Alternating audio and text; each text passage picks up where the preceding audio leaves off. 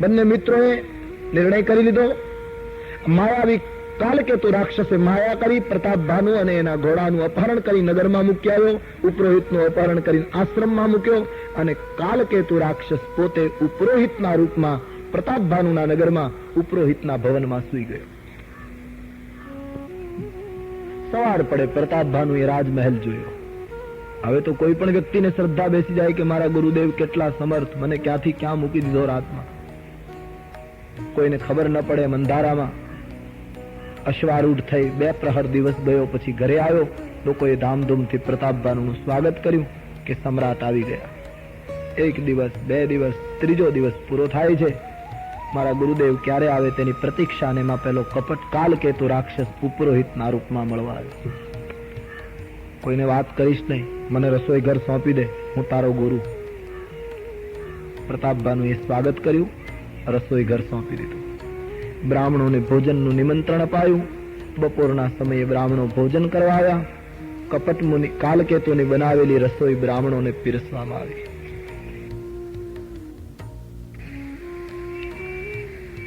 તમામ બ્રાહ્મણોની ભોજનની બધી જ વાનગી પીરસાઈ ગઈ. બ્રહ્માર્પણમ કરીને બ્રાહ્મણો જ્યાં ભોજન કરવા ગયા, આકાશમાંથી આકાશવાણી થઈ, વિપ્રવૃંદ ઉઠી ઉઠી ગૃહ જા. હે ભૂદેવો, હે બ્રાહ્મણો, ભોજન કરશો નહીં. થાળી એમનેમ રાખી દઈને તમે ઉઠીને તમારે ઘરે જતા રહેશો. આ ભોજન જો તમે મુખમાં મૂકશો તો વૈદિક સંસ્કૃતિથી ભ્રષ્ટ થઈ જશે. આ ભોજન તમારે કરવા જેવું નથી.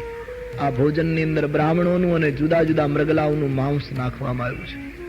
કપટ કાલકેતુ રાક્ષસે બ્રાહ્મણો અને મૃગનું માંસ નાખી અને અપવિત્ર રસોઈ કરેલી. આકાશવાણીએ બ્રાહ્મણોને ચેતવી દીધા, ભોજન છોડીને ઘરે જતા રહો. બ્રાહ્મણો ઉભા થઈ ગયા રોષમાં. અને પ્રતાપ ભાનુને બ્રાહ્મણોએ ક્રોધના આવેશમાં શાપ આપ્યો કે હે રાજવી, ભોજન કરવા નિમંત્રણ આપીને તારે અમને છેતરવા હતા. ઈશ્વરે અમારો ધર્મ બચાવ્યો. આ ભોજન અમે લીધું હોત તો અમે વૈદિક સંસ્કૃતિથી ભ્રષ્ટ થઈ જાત ને. આવેશમાં આવેલા બ્રાહ્મણોએ શાપ આપ્યો પ્રતાપ ભાનુને, જા, અમારો શાપ છે, 1 વર્ષની અંદર તારા કુળમાં કોઈ શ્રાદ્ધ કરનારું નહીં. તારા સમગ્ર કુળનો નાશ થઈ જશે. અને પ્રતાપ ભાનુ, આવતા જન્મમાં તું રાક્ષસ કુળમાં જન્મ ધારણ કરીશ. કુળમાં કોઈ જળદાતા નહીં હોય. બીજી વાર આકાશવાણી થઈ છે, બ્રાહ્મણો, મેં તમને શાપ આપવાનું નહોતું કહ્યું. મેં તમને ભોજન છોડીને ઘરે જ જતું રહેવાનું કહ્યું હતું. ન્યાય આપવો, દંડ આપવો એ મારું કામ હતું. અને તમે એક ડગલું આગળ વધી અને પ્રતાપ ભાનુને શાપ આપ્યો છે. માટે બ્રાહ્મણો, આ પ્રતાપ ભાનુ રાવણ થશે ત્યારે પહેલા તમને પકડશે. કારણ કે ભૂલ કરી છે બ્રાહ્મણોએ. આકાશવાણીએ ખુલ્લા શબ્દોમાં બ્રાહ્મણોને ઠપકો આપ્યો છે, વિપ્રહુ શાપ વિચારી દિનહા. પછી તો બ્રાહ્મણો ચિંતિત બન્યા છે, પણ મુખમાંથી વાણી નીકળી ગઈ. પ્રતાપ ભાનુ રસોઈ ઘરમાં ગયો તો ત્યાં કપટ કાલકેતુ નથી, બધું બગાડીને જતો રહ્યો. પ્રતાપ ભાનુ રડી પડે છે. બ્રાહ્મણોએ કહ્યું, રાજવી, તારે રાક્ષસ તો થવું પડશે, પણ અમારો આશીર્વાદ છે, જા, જ્યારે તું રાક્ષસ બનીશ ત્યારે એટલો વૈભવ, એટલી શક્તિ અને એટલો સાધન સંપન્ન બનીશ કે તને મારવા માટે ઈશ્વરને ધરતી ઉપર અવતાર લેવો પડશે. રણાંગણમાં રામના હાથે તારું મૃત્યુ થશે, સદગતિ થશે. બ્રાહ્મણો જતા રહે. હે ભવાની, કાલકેતુ રાક્ષસે કપટ મુનિને બધી વાત કરી. પરાજિત રાજાઓને પત્રો લખ્યા અને બધા રાજાઓ એકઠા થઈ કાલકેતુના કહેવાથી કઈ દેશ ઉપર હુમલો કરવા લાગ્યા. બ્રાહ્મણોના શાપને લીધે 1 વર્ષમાં પ્રતાપ ભાનુનું સમગ્ર કુળ નાશ પામ્યું. પ્રતાપ ભાનુ, એનો ભાઈ હરિમર્દન, એનો મંત્રી ધર્મરુચિ, પરિવારના અન્ય સદસ્યો, સૈનિકો બધા જ નાશ. વાસના અને તૃષ્ણાની ભૂખ તરસને આટલી વિશાળ બનાવે. તુલસી કહે, આ બધા પગલા રાક્ષસ થવાના પગલા હતા અને પરિણામે ઘટના ઘટકે રહી. પ્રતાપ ભાનુ બીજા જન્મમાં રાવણ થયો. એનો ભાઈ હરિમર્દન હતો, એ બીજા જન્મમાં કુંભકર્ણ થયો. અને ધર્મરુચિ નામનો પ્રધાન હતો, એ બીજી માતાને પેટે જન્મ લઈ અને વિભીષણ થયો. પ્રતાપ ભાનુના અન્ય કુટુંબના માણસોએ નાના મોટા રાક્ષસ થઈ અને ધરતી ઉપર જન્મ્યા. આમ પ્રતાપ ભાનુનું આખું કુળ બ્રાહ્મણોના શાપને લીધે રાક્ષસ કુળમાં પરિવર્તિત થઈ. રાવણનો જન્મ થઈ ચુક્યો. રામચરિતમાનસમાં રામ જન્મની કથાના પહેલા રાવણના જન્મની કથા છે. વાત પણ સાચી છે. રાત્રિનો અંધકાર બરાબર જામે પછી સૂરજ ઉગે છે સવારના, એટલે પહેલા નિશિચર વંશ છે, પછી સૂર્ય વંશની કથા છે. રાવણ જન્મ્યો. ત્રણેય ભાઈઓ યુવાનીમાં ખૂબ તપ કરે છે. રાક્ષસો તપ ખૂબ કરતા એ તો નિર્વિવાદ છે, એના જેવું તપ નથી. પુરાણો રાક્ષસોના તપની ગાથાઓથી ભર્યા છે. વેદવ્યાસજીને પ્રણામ કરવા જોઈએ કે એમણે રાક્ષસોના તપને ક્યાંય છુપાયું નથી. ભયંકર સાધના બતાવી છે રાક્ષસો. ત્રણેય જણે એટલું તપ કર્યું છે હિમાલયમાં, મત પૂછો. બ્રહ્માજી પ્રગટ થયા. રાવણને કહ્યું, માંગ, શું આપું? રાવણે બ્રહ્માજીને કહ્યું, તમે વરદાન આપવા આવ્યા તો એક વચન આપો. હમ કાહુ કર મરહીન મારે. અમે કોઈના માર્યા મરીએ નહીં. પ્રતાપ ભાનુ વખતે જે વિચાર હતો એ જ વિચાર આવ્યો, કારણ કે શરીર ફરી ગયું, વાસના તો એની જ. અમને કોઈ મારી ન શકે જગતમાં. વાનર અને મનુષ્યની તમને છૂટ આપું છું. વાનર અને મનુષ્ય સિવાય અમે કોઈના હાથે ન મરીએ. વાનર અને મનુષ્યનો મને ભય નથી. આ બેની છૂટ છે. બાકી એ સિવાય અમને કોઈ ન મારી શકે. બ્રહ્માજીએ કહ્યું, તથાસ્તુ, તમારું મૃત્યુ વાનર અને માનવ સિવાય કોઈ નહીં કરી શકે. રાવણને વરદાન આપી બ્રહ્માજી કુંભકર્ણ પાસે ગયા અને કુંભકર્ણનો વિશાળ દેહ જોઈ બ્રહ્માજીને થયું કે આ દુષ્ટ જો રોજ ભોજન કરશે તો જગતમાં કઈ રહેવા નહીં દે. જગતને ઉજાડી નાખશે, વેરાન કરી દેશે. સરસ્વતીને બોલાવી કુંભકર્ણની બુદ્ધિ ફેરવી અને કુંભકર્ણે 6 મહિનાની નિદ્રા માંગી કે 6 મહિના સુધી સુવાનું, એક દિવસ જાગવાનું. એ એક દિવસમાં ભોજન કરી શરાબ પી અને પાછું 6 મહિના સુઈ જવાનું, વળી પાછું એક દિવસ જાગવાનું. આ કુંભકર્ણની પદ્ધતિ. બ્રહ્માએ સરસ્વતી દ્વારા બુદ્ધિ પરિવર્તિત કરી એને સુવડાવી દીધો. કદાચ કોઈને શંકા થાય કે કુંભકર્ણ શું એટલું બધું જમતો હશે કે એક દિવસ જાગે ને એમાં ખાય તો આખા જગતનું પેલું કરી જતો. સુવડાવી દેવાની પાછળનો હેતુ વિનય પત્રિકામાં ખુલાસો લખ્યો છે. કુંભકર્ણ એ અહંકારનું સ્વરૂપ છે અને અહંકારનો નાશ તો જ્યારે રામ કૃપા કરે ત્યારે જ થાય. પણ તુલસી કહે, કમસે કમ અહંકાર સૂઈ જાય તો પણ સારું. અહંકાર જ્યારે જીવનમાં જાગે છે ત્યારે માનવીના સદગુણોને ખાઈ જાય છે. અહંકાર બહુ ભયંકર દુર્ગુણ છે માનવ જીવનમાં. ડગલે ને પગલે સતાવનારું તત્વ અહમ છે. તમે ક્રોધને ત્યાગો તો એ અહમ આવે, તમને કામને ત્યાગો તો એ અહમ આવે કે મેં કામ ત્યાગો. અહંકાર બેઠો જ હોય. તમે સત્કાર્ય કરો તો એ અહંકાર આવે. રામાયણમાં એક બહુ સમજવા જેવી વાત છે. તમે કથા બરાબર જોશો તો ખ્યાલ આવશે. રાવણની અડધી સેના ખલાસ થઈ ગઈ પછી કુંભકર્ણ જાગ્યો છે. આવી કથા છે. બધા બરાબર મધ્યમાં જ તુલસીદાસજીએ કુંભકર્ણને જગાડ્યો. રામજીની સેનાએ રાવણની અડધી સેનાનો વિનાશ કર્યો છે. રામની સેના એટલે સત્કાર્ય, પુણ્ય. રાવણની સેના એટલે દુષ્કૃત્યો, પાપ. અડધું પાપ ખલાસ કર્યું અને પુણ્ય વિજયી થતું હતું, અર્ધે પહોંચ્યું હતું. એ વખતે કુંભકર્ણની જાગૃતિ રામચરિતમાનસમાં. એનો અર્થ માણસ સાધના કરતો કરતો, પુણ્ય કરતો કરતો, સત્કાર્ય કરતો કરતો, આસુરી વૃત્તિનો વિનાશ કરતો કરતો અર્ધે પહોંચે છે. પછી એને સત્કાર્ય કરવાનો ઘમંડ પેદા થાય, અહંકાર વચ્ચે ઉભો થાય. માણસના જીવનની આ મુશ્કેલી છે. અહંકાર બહુ ખતરનાક દુશ્મન છે. નિર્મૂળ થાય તો બહુ સારું, પણ કમસે કમ સુઈ જાય તો પણ ઘણું સારું. અને તેથી બ્રહ્માજીએ કુંભકર્ણને સુવડાવી દીધો. એક દિવસ જાગતો હતો. બાકી કુંભકર્ણનું વ્યક્તિગત જીવન તમે જુઓ ના તો આમ ગમે તેવું છે. જોકે વિચારો બહુ સરસ હતા, સંકલ્પની ખામી હતી, એ માણસ નિર્ણય નહોતો કરી શકતો, વિચારો બહુ સરસ રાખતો હતો. રામાયણમાં કથા છે. એક દિવસે જયારે જાગ્યો એના નિયમ પ્રમાણે, ત્યારે એને નારદ મુનિએ જે જ્ઞાન આપ્યું એ જ્ઞાન એ માણસના જીવનમાં એવું ઉતરી ગયું કે જ્યારે લંકાના રણાંગણ માટે રાવણે એને જગાડ્યો ત્યારે એ જ્ઞાન યાદ રાખી અને એ કહેવા ગયો રાવણને કે તે મને બહુ મોડો જગાડ્યો, નહીતર મને જે જ્ઞાન મળ્યું એ હું તને કહેત તો તને એક ક્ષણમાં ખબર પડત કે રામ તત્વ શું કહેવાય. કહેવાનો અર્થ, કુંભકર્ણ 6 માસની નિદ્રા માંગે છે, તમોગુણી માંગણી છે. હવે બ્રહ્માજી વિભીષણજીની પાસે ગયા. વિભીષણને કહ્યું પુત્ર વરદાન માંગો. અને વિભીષણે કહ્યું એક જન્મ નહીં, જન્મ જન્માંતર સુધી ભગવત ચરણમાં નિર્મલ અનુરાગ પ્રાપ્ત હો. બ્રહ્માજીએ ભક્તિ અને પ્રેમનું વરદાન આપી જતા રહ્યા. ત્રણેય ભાઈઓ વરદાનથી સંપન્ન બની ધરતી ઉપર ઘૂમવા લાગ્યા. મૈદાનવ નામના એક રાક્ષસે મંદોદરી નામની કન્યાની સાથે રાવણનું લગ્ન કરાવ્યું. પોતાના બંને ભાઈઓને પણ પરણાવ્યા. અને પછી એ રાક્ષસે રાવણને કહ્યું તમારા જેવા મહાન વ્યક્તિ માટે એક સુંદર પાટનગર જોઈએ. તો કહ્યું સમુદ્રની વચ્ચે એક ત્રિકૂટ છે, ત્યાં લંકા નામની નગરી છે, ત્યાં અત્યારે યક્ષો નિવાસ કરે છે.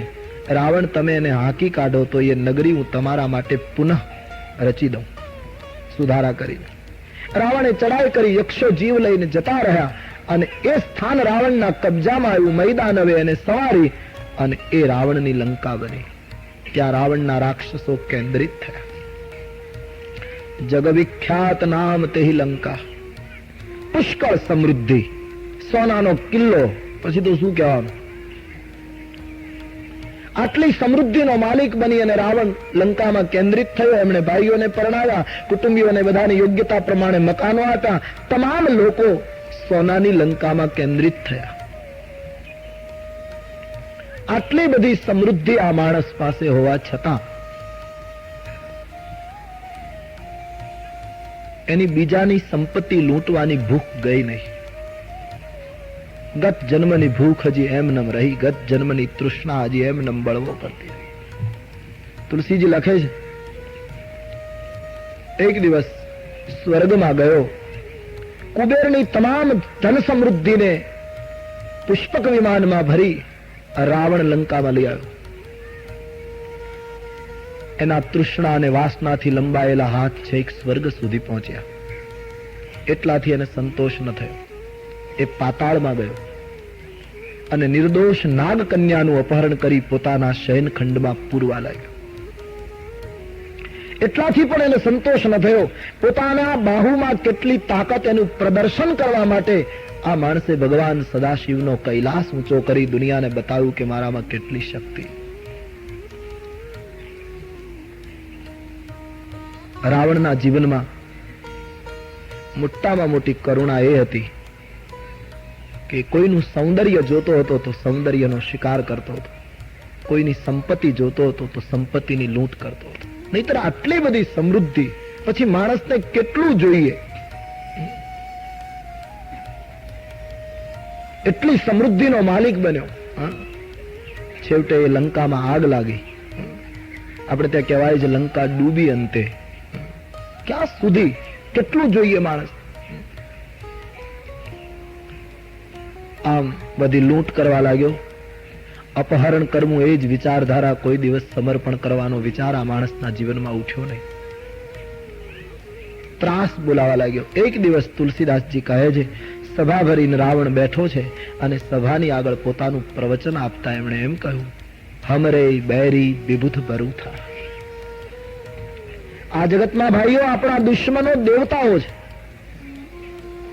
એ લોકો સન્મુખ યુદ્ધ કરવા આવતા નથી. હું ગદા લઈને જયારે જાઉં છું ત્યારે મેરુ પર્વતની ગુફામાં સંતાય છે. એ લોકોને નિર્બળ બનાવી અને શરણાગત કરવા હોય તો એક જ ઉપાય છે, તમે બધા જ માણસો સમાજના એક એક વર્ગમાં પેશો, બધા સમાજની અંદર ભળી જાઓ અને યજ્ઞો અટકાવો, વેદ પુરાણની વાતોને તોડો, આશ્રમોમાં આગ લગાડો, ગાયોની કતલ કરો, વૃક્ષોને ખતમ કરો, ધરતીને ખોદી કાઢો, નદીઓના પાણી ઋષિ મુનિઓના લોહીથી લાલ કરી નાખો.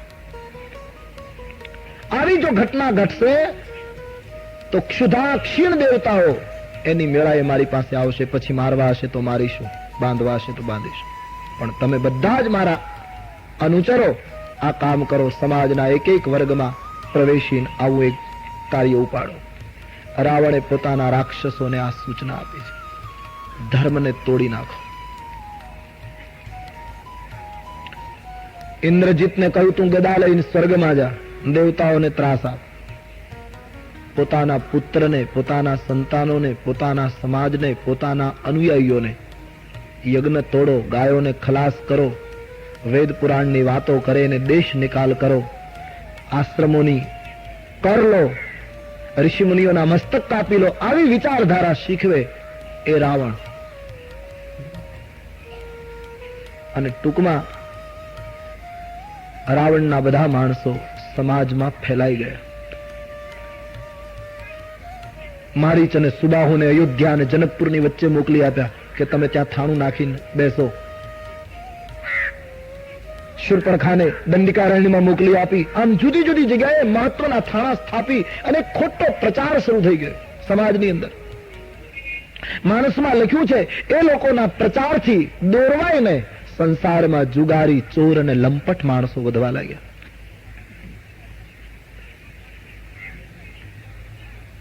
આસુરી વૃત્તિનો સમાજ રાવણે નિર્માણ કર્યો. કદાચ રાવણને ખબર હતી કે આ સંસ્કૃતિના માણસો પાસે જ્યાં સુધી ઉપનિષદો જીવતા છે ત્યાં સુધી આ લોકોને પરાજિત કરવા બહુ કઠિન છે. અને તેથી કહ્યું, ઉપનિષદોના સૂત્રોને તોડી નાખો. શાસ્ત્રોની વ્યાખ્યા કરનારો માણસ શાસ્ત્રને છેદવાની સૂચના આપવા લાગ્યો. રામાયણમાં લખ્યું છે, કોઈ માતાને માનતું નથી, કોઈ પિતાને માનતું નથી, કોઈ ગુરુને માનતું નથી. શંકર ભગવાન રાક્ષસની વ્યાખ્યા કરતા ભવાનીને કહે, દેવી, આવી જેની વર્તુણુક પેદા થાય એને તારે રાક્ષસ સમજવું. માં નહીં માતુ, પિતા નહીં દેવા, સાધુ પહી કરવા વહી સેવા. માતૃદેવો ભવ, પિતૃદેવો ભવ, આચાર્ય દેવો ભવ, તમામ સૂત્રોનું ખંડન થવા લાગ્યું. આનું નામ રાક્ષસ, બીજું શું? માતાને ન માને, પિતાને ન માને, દેવને અને સંત સાધુને ન માને, તુલસીદાસજી કહે એને રાક્ષસ સમજવો.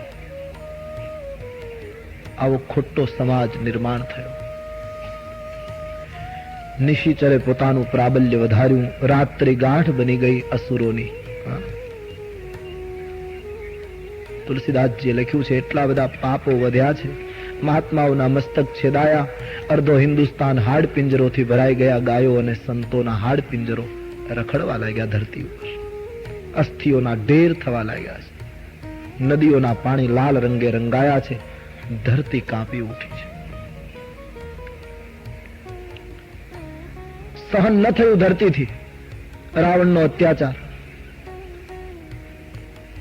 ગાયનું રૂપ ધારણ કરી ધરતી ઋષિ મુનિઓની પાસે ગઈ કે હે મહાત્માઓ, 18 ભાર વનસ્પતિ, આટલો મોટો સાગર, આટલા પર્વતો, આનો વજન મને નથી લાગતો જેટલો પરદ્રોહીઓનો વજન લાગે છે. હવે હું અકળાઈ ઉઠી છું. સંતોએ બહુ સરસ ખુલાસા આપ્યા છે કે ધરતી એ ક્ષમાનું સ્વરૂપ છે અને ધરતી અકળાઈ ઉઠી એટલે સમગ્ર માનવ જાતની સમગ્ર ક્ષમા કાપી ઉઠી. જ્યારે માનવની સમગ્ર ક્ષમા ધ્રુજી ઉઠે ત્યારે ઈશ્વરના અવતારનું એક કદમ આગળ ઉઠે. ખળભળી ઉઠી ક્ષમા. હવે મારાથી સહન થતું નથી. ઋષિમુનિઓની પાસે ફરિયાદ કરી. ઋષિમુનિઓએ કહ્યું, અમારાથી કંઈ થઈ શકે એમ નથી, કારણ કે રાવણના ત્રાસથી અમારા ચિંતન મનન અટકી ગયા છે. રામાયણમાં લખ્યું છે, વેદ પુરાણની વાત કરનારને દેશ નિકાલ કરી દેતો. તે બહુવિધિ ત્રાસઈ દેશ નિકાસઈ, જો કહ વેદ પુરાના. માનવીની ક્ષમા ધ્રુજે, માનવીનું ચિંતન મનન અટકી જાય ત્યારે પ્રભુનું બીજું કદમ આગળ ઉઠે. ધરતી અને ઋષિમુનિઓ દેવતાઓની પાસે ફરિયાદ કરે છે. દેવતાઓને કહ્યું કે તમે કંઈક કરો. દેવતાઓ કહે, અમે બિલકુલ પરાધીન છીએ. રાવણ આવે છે ત્યારે મેરુ પર્વતની ગુફામાં સંતાઈએ છીએ. એનો અવાજ સાંભળી અમે બપોરે જમી શકતા નથી, રાત્રિએ નિદ્રા નથી કરી શકતા, અમારું પણ કામ નથી. આ બધું બ્રહ્માજીએ કર્યું છે. દેવતાઓ એટલે સત્કાર્યો, પુણ્ય પરિવાર. સમાજનું પુણ્ય પણ જ્યારે ભયભીત થઈ જાય, પુણ્ય પણ કંઈ ન કરી શકે, ત્યારે પરમાત્માનું એક કદમ આગળ ઉપડે છે અવતાર માટે. ધરતી ઋષિ મુનિ દેવતાઓ બધા બ્રહ્મલોકમાં ગયા છે. બ્રહ્માજીની પાસે ફરિયાદ કરી, મહારાજ આપે વરદાન આપ્યું, એનું આ પરિણામ છે. બ્રહ્માજી કહે હું જાણું છું, પણ કોઈ સાધના કરે એટલે મારે વચન આપવું જોઈએ. એનો અર્થ એ નથી કે એનો એ દુરુપયોગ કરશે, એની મને ખબર નહીં. આજ હું પણ મુશ્કેલીમાં છું. બ્રહ્મા બુદ્ધિના દેવતા છે, કહે છે મારી બુદ્ધિ કામ કરતી નથી, શું નિર્ણય કરવો? બોલે હવે કરવું શું? આ સમસ્યાનો ઉકેલ કેમ આવે? માનવ સમાજ ઉપર જે એક મોટી વિપત્તિ આવી ગઈ છે, આમાંથી માનવ સમાજને બચાવવો કેમ? આ ભયંકર અંધકારનો અંત કેમ આવે?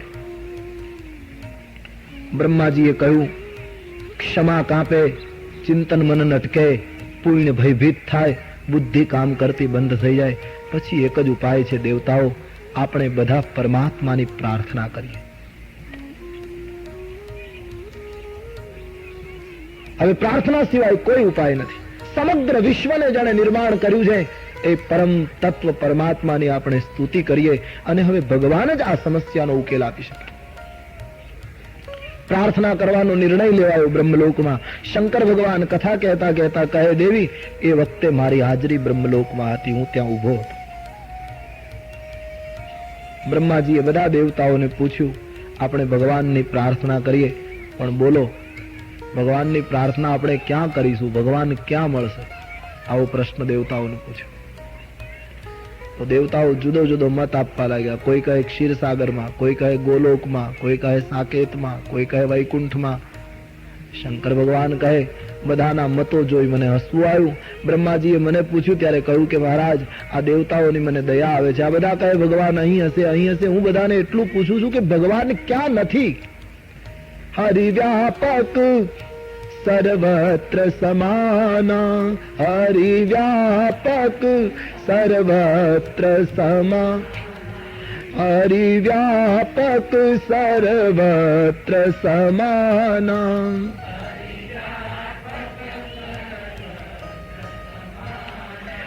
प्रेम ते प्रगट होगी मैं जाना, प्रेम ते प्रगट होगी मैं जान. શિવજીએ કહ્યું મારી જાણકારી છે, મારો અનુભવ છે, ઈશ્વર વ્યાપક છે. દેવતાઓ એ પ્રેમથી પ્રગટ થાય. અહીં પ્રાર્થના કરશું તો અહીં પ્રગટ થશે. એને ક્યાં ગોતશો? બહુ સાચી વાત છે. ઈશ્વરને ગોતે ઈશ્વર ક્યાં મળે? સાચો માણસ પણ ગોત્યો જડતો નથી, એમાં ઈશ્વરને કેમ ગોતવું? ક્યાં શોધી શકશો ઈશ્વરને? કબીર કહે છે, खोजो मत खो जाओ, स्वयं खो जाओ, अपने आप को भूल जाओ, अपनी खुदी को मिटा दो, ईश्वर ત્યાં પ્રગટ થશે. પ્રેમ પ્રગટ કરો, પરમાત્મા પ્રગટ થશે. દોડાદોડી કરવાની જરૂર નથી, શિવજીએ કહ્યું. અને શંકરજીનું આ સૂત્ર બ્રહ્માને ખૂબ ગમ્યું. સાધુ સાધુ કહી બ્રહ્મ બખાના. સાધુવાદ આપ્યો છે શિવજીને. ધન્ય હો મહારાજ, બહુ સુંદર આપે મત બતાવ્યો. આપણે આ જ જગ્યાએ પ્રાર્થના કરીએ. પરમાત્મા પ્રેમથી પ્રગટ થાય છે. બ્રહ્માની આગેવાની તમામ દેવતાઓ, ગાયના રૂપમાં ધરતી, ઋષિ મુનિઓ તમામ ઉભા છે અને પરમેશ્વરની પ્રાર્થનાનો આરંભ થાય છે. બ્રહ્માજીનું શરીર પુલકિત થયું છે, નેત્રો સજળ બન્યા છે. પ્રાર્થનાની સૌ પ્રથમ યાની પ્રધાન ભાષા કોઈ હોય તો અશ્રુ છે. વેદના મંત્રો આવડે આપણને, અથવા તો કોઈ વેદનો સ્વાધ્યાય કરે, વેદનું પારાયણ કરે, તો એને દંડવત કરવા જોઈએ. આ દેશમાં એ પૂજ્ય છે, એમાં કોઈ શંકા નહીં. પણ વેદના મંત્રો દ્વારા સ્તુતિ કરીએ પણ નેત્ર ન ભીંજાય તો એ પ્રાર્થના પ્રભુના દરબારમાં પહોંચતી હશે કે કેમ? વાતાવરણ જરૂર શુદ્ધ કરી નાખશે, પણ પ્રભુ સુધી પહોંચતી હશે કેમ? એક પ્રશ્ન. પણ કદાચ કાલી ઘેલી ભાષામાં માણસ બોલે અને જો નેત્ર ભીંજાય તો સમજવાનું હરિના દરબારમાં પ્રાર્થના પહોંચી ગઈ. પ્રાર્થનાની પ્રધાન ભાષા છે અશ્રુ. જે લોકોએ સાચી પ્રાર્થના કરી છે બધા રડ્યા છે. उसी की प्रार्थना पहुंच पाई. प्रार्थना एक ही शब्द तो केवल माध्यम बनावવું પડે. કંઈક માધ્યમ રાખવું પડે. આખી પ્રાર્થનાની ભાષા તો આ શું છે? ઈશ્વરની આગળ ગમે તેટલા સુંદર શબ્દો તમે ગણો તો એ તો સકલ કલા ગુણધામ છે. એની આગળ આપણી વિદ્વતા શું કામની? આપણે ત્યાં નથી પેલી વાર્તા કે વિદેશની અંદર એક ચર્ચમાં રવિવારનો દિવસ હતો, પાદરી ઉભા છે અને એક 5 વર્ષનો બાળક પ્રાર્થના કરે. એકાગ્ર થઈ ગયેલો, પ્રાર્થનામાં લીન થઈ ગયેલો છોકરો. એટલે પાદરીને થયું, આટલો મોટો ધર્મગુરુ, હું ક્યારેય આટલો એકાગ્ર નથી થયો, એટલો આ 5 વર્ષનો બાળક, આને વળી શું પ્રાર્થના આવડે? હું તો શાસ્ત્રવેતા છું. પ્રાર્થના પૂરી થઈ એટલે પેલા બાળકનો હાથ પકડી પાદરીએ પૂછ્યું, બેટા તું શું કરે? બોલે પ્રાર્થના કરું. પણ તને શું 5 વર્ષની ઉંમરમાં તને શું પ્રાર્થના આવડે? કહે નહીં, મારી બા મને દર રવિવારે મોકલે છે, હું દર રવિવારે પ્રાર્થના કરું. પણ પ્રાર્થનામાં શું બોલે છે? પેલા છોકરાએ કહ્યું, બાબા હું દર રવિવારે પ્રાર્થના કરવા આવું છું તો 3 વાર આખી એબીસીડી બોલું છું. એબીસીડી કા 3 વાર બોલીને પછી ભગવાનને કહું છું કે આમાંથી તારે જેવી પ્રાર્થના બનાવવી હોય તારી મેળાઈ બનાવી લેજે. નથી લાગતું કે એ પ્રાર્થના પેલા પાદરીની પ્રાર્થના કરતા પહેલી પહોંચી જતી હશે? રામ હી કેવલ પ્રેમ પિયારા. બ્રહ્માજી કે નયન ભરાए, શરીર પુલકિત થયું, એકાગ્રતા સદાઈ ગઈ છે. બ્રહ્મલોકમાં પરમેશ્વરના આ મૃત્યુલોકમાં અવતરણ માટે બ્રહ્મલોકમાં એક પુકાર ઉઠ્યો છે. સમગ્ર સમાજ એક બનીને આ સમાજની સમસ્યાના હલ માટે ઈશ્વરને પ્રાર્થના કરે છે. આપણે પણ એ પ્રાર્થનામાં सम्मिलित થઈએ. तुलसीदास ग्रंथમાં सुंदर प्रार्थना लगी है. सब लोग इस प्रार्थना में सम्मिलित हो जाए. ब्रह्मा जी ने आगेवानी नीचे प्रार्थना नो प्रारंभ. सीताराम राम राम सीताराम राम राम सीताराम राम राम सीताराम राम राम सीताराम राम.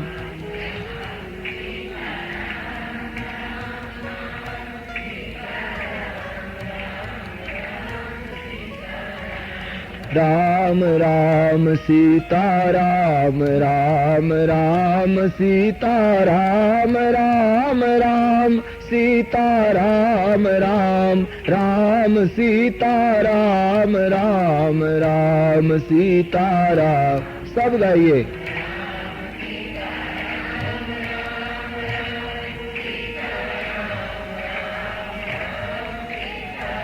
हम राम राम जय जय सुर नायक जन सुखदायक प्रणत पाल भगवंता.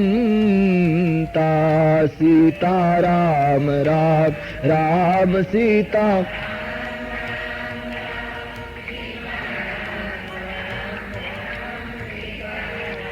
राम राम गोद्विज हितकारी जय असुरारिक सिंधु सुता प्रिय कंता.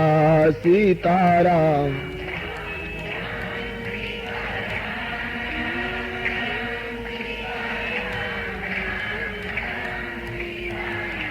राम राम पालन सुर धरणी अद्भुत करणी मर मन जाने कोई.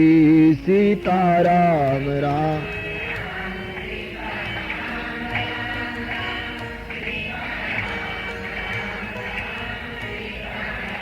राम राम सो सहज कृपाला दीन दयाला करहु अनुग्रह सोई. सीताराम.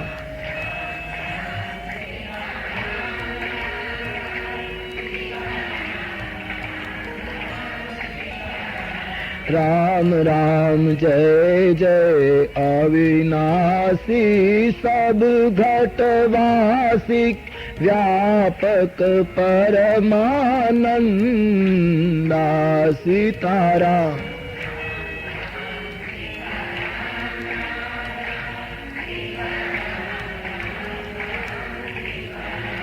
राम राम अभिगति गोतीतं चरित पुनीतं माया रहित मुकुंदा सीताराम।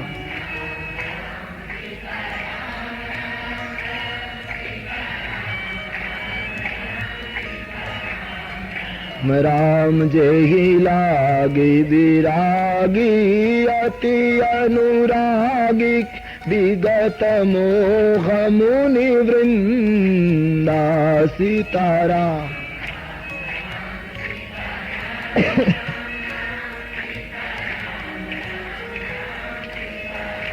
राम राम निशिवासर ध्यावहि गुण गण गावहि जयति सचिदानंदा सीताराम।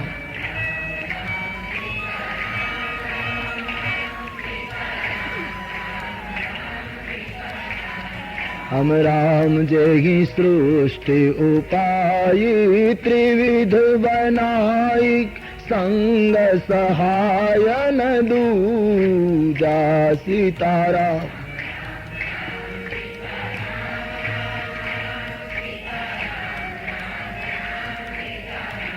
राम राम सो करहूँ अघारी चिंत हमारी जानी भक्ति न पूजा सीताराम।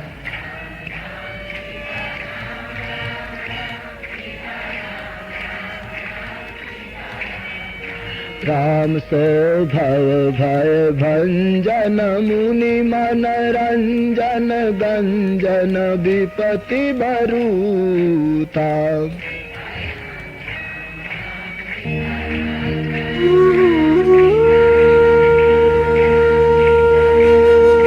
राम मन बच क्रम वाणी छाड़ी सयानी शरण सकल सुरयूथा।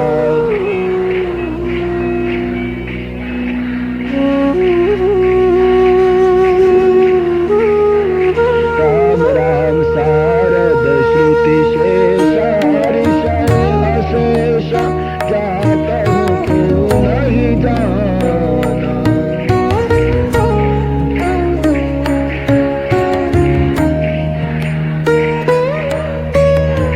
राम राम जेहि दीन पियारे वेद पुकारे द्रवहु सोई भगवाना।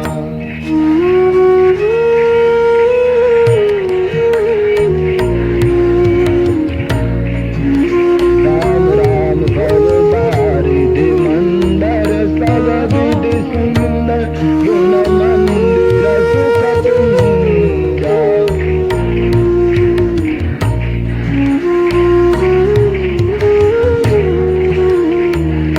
राम राम मुनि सिद्ध सकल सुर करम भयातुर नमत नाथ पद कंजा सीता।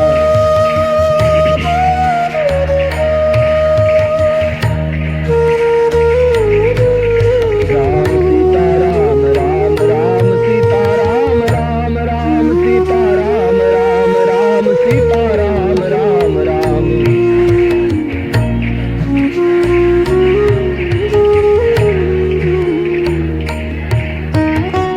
सीता राम राम राम सीता राम राम राम। सीता राम राम राम सीता राम राम राम। सीता राम राम राम सीता राम राम राम। सीता राम राम राम सीता राम राम राम। सीता राम राम राम सीता राम राम राम सीता राम राम राम सीता राम राम राम।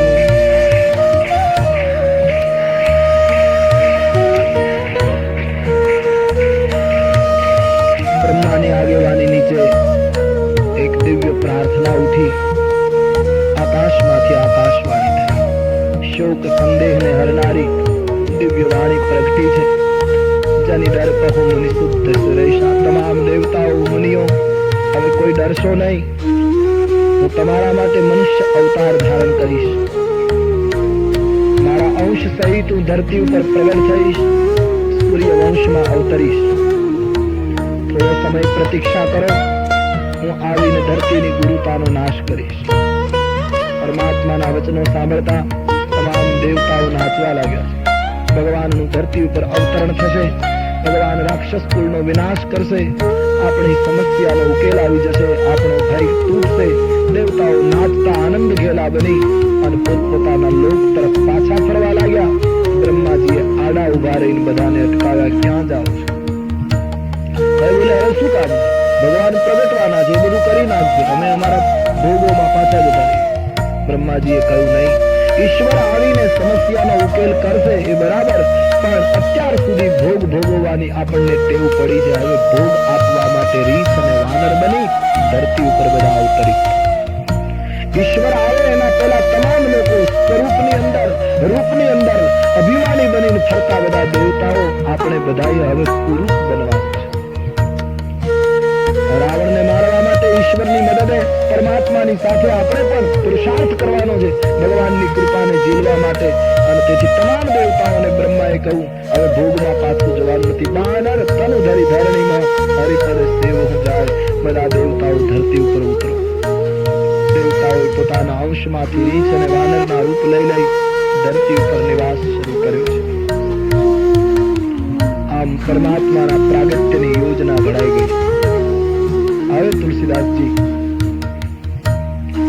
રઘુવંશની, સૂર્યવંશની ગાથાનું વર્ણન કરવા, રામ જન્મનું પ્રકરણ લખતા તુલસીદાસજી આપણને અયોધ્યાની યાત્રા કરાવે.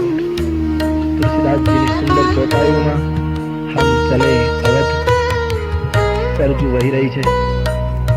રઘુવંશનું એ પુણ્યમય ભૂમિ અયોધ્યા, ગગનચુંબી ઇમારતો છે, ધ્વજ ફરકે.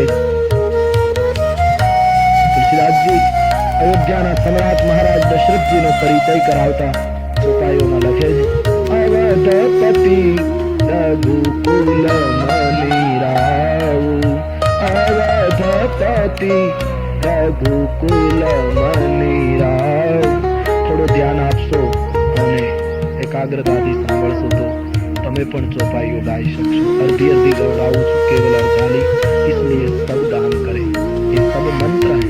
अवधपति रघुकुल मनी राव, अवधपति रघुकुल वेद विदित जहि दशरथ नाऊ, वेद विदित वेद विदित जहि दशरथ नाऊ, वेद विदित जहि परम धुरंधर गुण निधि ज्ञानी, धर्म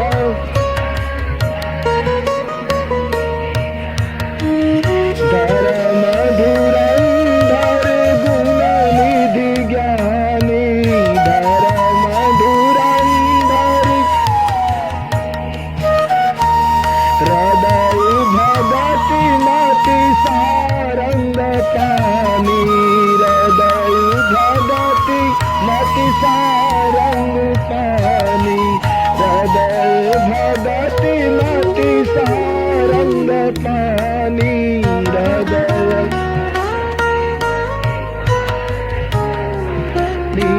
अवधपति रघुकुल मनी राव, अवधपति रघुकुल मनी राव, वेद विदित जहि दशरथ नाऊ.